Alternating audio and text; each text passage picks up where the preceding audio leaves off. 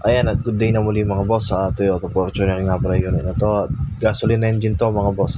Dito concern ni madam dito, ayan. May umusok daw sa makina niya mga boss. Kala niya nag-overheat na nga eh. Tapos bukod sa umusok, may naamoy pa daw siya nasusunog na langis mga boss. Ayan. Yung nakita namin, tagas ng valve cover gasket mga boss. Yan yung nagiging sani ng usok at nangangamoy sunog na langis mga boss. Dahil yan, pag pumapatak sa exhaust manifold mga boss, syempre masusunog yan, susunugin niya. Kaya yan yung naamoy niya at nag-uusok-usok mga boss. Yan. Nagiging sani, medyo malakas na yung tagas. Lalo pa ilalim pa naman yan mga boss. Ayan. Kaya dito, yan, papalitan na namin yung valve cover dito. Ayan. Sa pagpalit ng valve cover mga boss, ayan, tinanggal ko lang yung ano dyan mga boss, yung hose ng air filter at saka yan patungo sa ano mga boss. Sa buong yan mga boss, throttle body yan. Tatanggalin natin yung buong hose na yan. Lahat ng mga nakasagabal sa valve cover ng mga boss. Ito hindi kagaya ng mga diesel mga boss. Ito medyo madali lang tanggalin to mga boss. Kaya kung may unit kayong ganito, ito, panoorin nyo. At i-check nyo sa inyo mga boss. Lalo na makikita nyo naman yan mga boss kung magilid lang kayo dito. At yan, pag may naglilik na ganyan mga boss, kung ayaw nyo may DIY nyo na lang mga boss. Ito, panoorin nyo lang mga boss. Madali lang naman to mga boss. Yan, pagkatanggal sa hose, ayan, tatanggalin din natin yung mga dito. Yung mga ignition coil mga boss, tatanggalin din natin ito. At lahat ng mga sagit na nakapaligid dyan, kailangan natin itabihan mga boss. Dahil sa gabal sa pagtanggal natin ng valve cover yung mga yan. Ayan. Dahil sa babae si madam ay natatakot na pag umusok-usok daw mga boss. Kala niya na nag-overheat na. At yan lang yung sinadjust namin na papalit niya na yung valve cover. At dito yan mga boss, nakita pa namin yung pangatlo na isa pa sa concern niya to pagka ano daw mga boss medyo namamalya. Ayan, yung tagas ng pangatlong silindro mga boss. Tumatagas yung spark plug gasket niya doon. Kaya sabay-sabay na mapapalitan yan mga boss. Isa rin sa nagiging sanhi ng pagpalya mga boss pag nabababad yung mga spark plug natin. Ayan.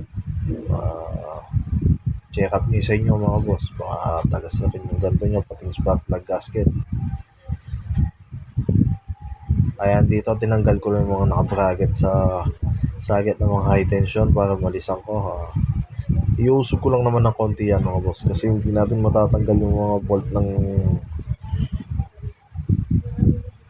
valve cover mga boss gawa ng nakasagabal yan. Kaya yan, sungkitin nyo lang, nakaklam lang yung mga yan mga boss. Hindi kagaya ng diesel engine, madami pang tatanggalin mga boss. Madami mga nozzle, mga socket, mga bracket, ito. Yan lang halos yung mga tatanggalin mo, yung mga socket na ano, high tension, tsaka yun lang yung hose. Tapos buo na. Paikot, yung mga valve cover na bolt. Yan lang.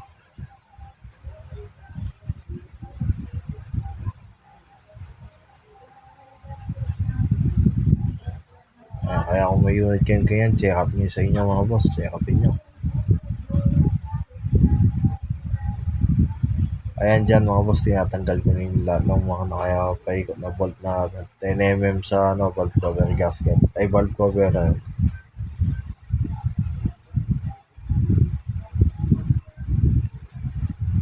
Lahat ng mga nasa gitna mga boss, mahaba. Mga nakapaligid sa labas, yun yung mga medyo maiksi. Kaya wala naman kayong kalikaw dyan mga boss.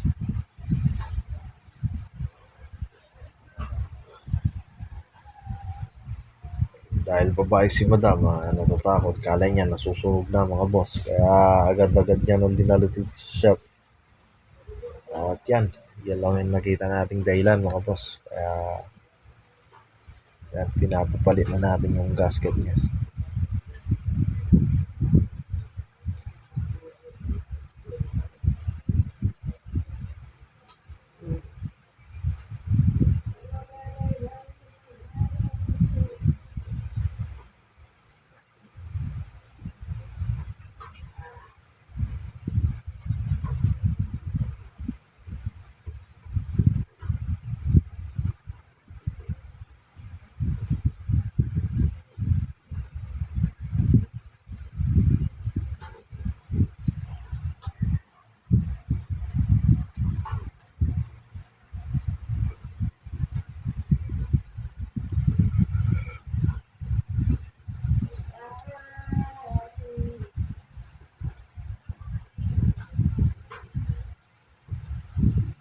medyo madami-dami lang yung mga bolt ng 10mm nito mga boss. Gawa ng lahat ng nakapaikot na yan.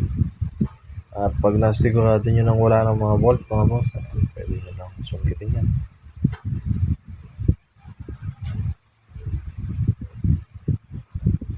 Ayan, sikot-sikotin nyo lang ng, huwag nyo pong pwersahin mga boss dahil plastic lang yan. Sikotin nyo lang ng konti. Pag alam nyo gumagalaw na at wala ng mga bolt doon nyo, yan, iangat nyo na mga boss.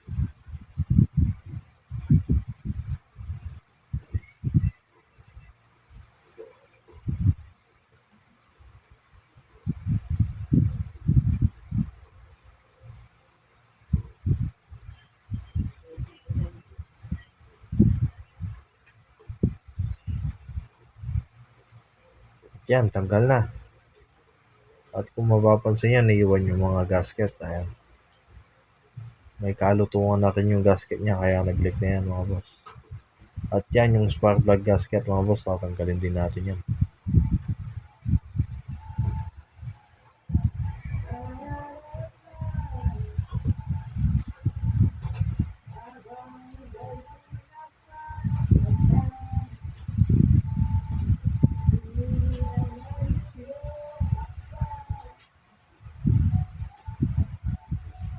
Yan, malinis naman yung makina dahil alaga naman sa changeover. Ito lang talaga yung tumulo. Ayan yung mga piyasa natin, no, boss. Siyempre, lilinisin muna natin to. At yun, nalinis na mga boss. Fast forward, basic lang naman yung paglilinis. At dito yun, makina. Siyempre, lilinisin din natin yan. Papatuyuin na. Ayan, mapapansin nyo, doon talaga yung lik. Sa likod lahat mga boss, dahil pumapatak na sa ilalim ng transmission mga boss. Ayan, sa tip sa paglilinis nito mga boss, dahil nga may mga silicone yan. Ako nililiya ko pa yan, tsaka kukut-kutin ko. Iwasan yung mahulog sa makina yung mga boss, silicone. Dahil baka magbaka sa yan, strainer ng oil pan. Iwasan natin mahulog. Mga dahan-dahanin natin kut-kutin mga boss. At dyan, nalinis ko na yan mga boss. At siyempre, pinahiran ko na ng konting silicone yan. Konti lang naman mga boss, huwag yung pakadami, pakakapal. Dahil bago naman yung gasket natin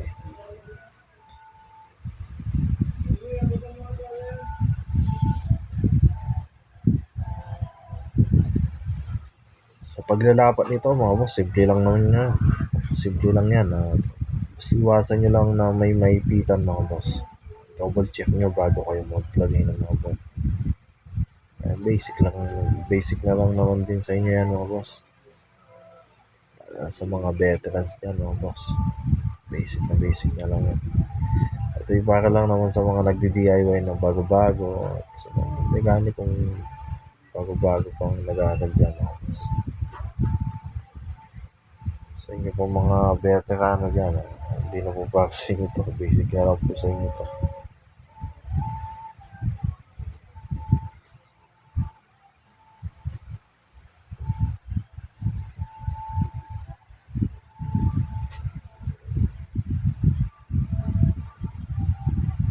At yan, nung nasigurado ko nang wala na nakapaipit at nakalapat na ng gusto, ilalagay ko na lahat ng mga bolt yan.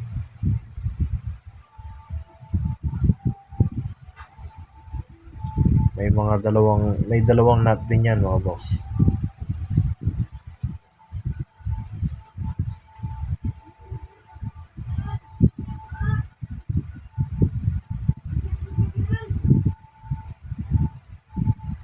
Diyan, gawanan, sinasabi ko lagi, mag-umpisa tayo sa gitna.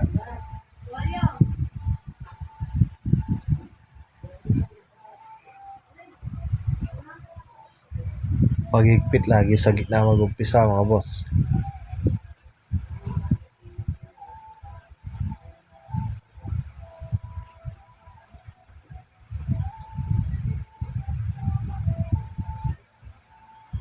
At huwag yung gaano pwersay ng gusto mga boss, salalay lang sa paghigpit. Kaya dapat pantay-pantay. Gawa ng plastic lang yan, baka kumupak. Mabasag pa natin. Yun yung iwasan natin dahil may pressure yung valve cover nito mga boss. Kaya lalay lang. Yan, pantay-pantay. Mag-umpisa ka sa gitna. Pa-W ba? Padoble yung pag-higpit. Laging pag inigpitan mo dito, sa tapat naman, tapos sa gilid, tapat, ganun. Huwag yung sunod-sunod.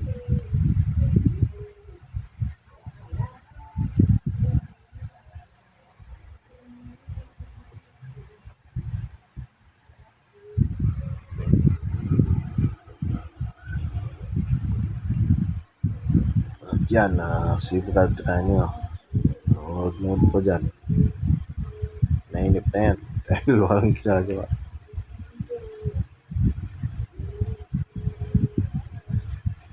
Shoutout sa'yo, Bob.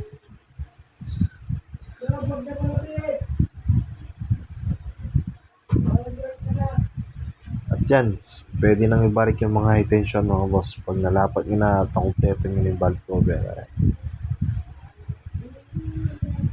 siyempre punasan natin. Kung paano lang to, pampagoods. Siyempre, malinis naman natin ibigay.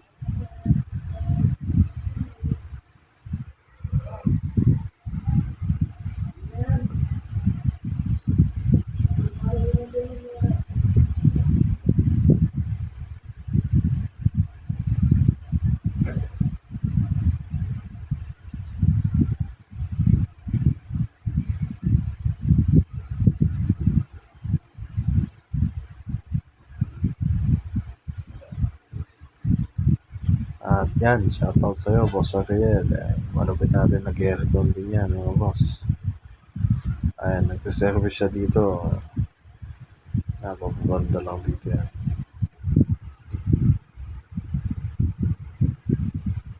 Yan, tawang watcher lang sila dyan. Yan, final na yung hose na yan, mga boss. Yun na lang yan. May 2 bolt yan at 10mm din. Sa gitna lang naman yan. Huwag nyo kakalimutan isaksak lahat ng hose at tigpitan yung mga hose.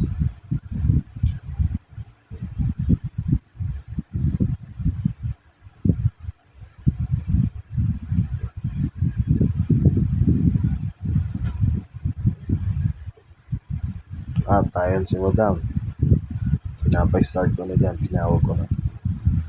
At dito yan, papa-start na natin para ma-obserbahan natin kung may nag-irig pa. At yan. Satisfy. Pati daw yung namamalya-malya na wala-wala. At yun lang po mga boss. Sana po nakatulong sa inyo. Sana may natutunan kayo. Salamat po sa panonood. Ingat po kayo.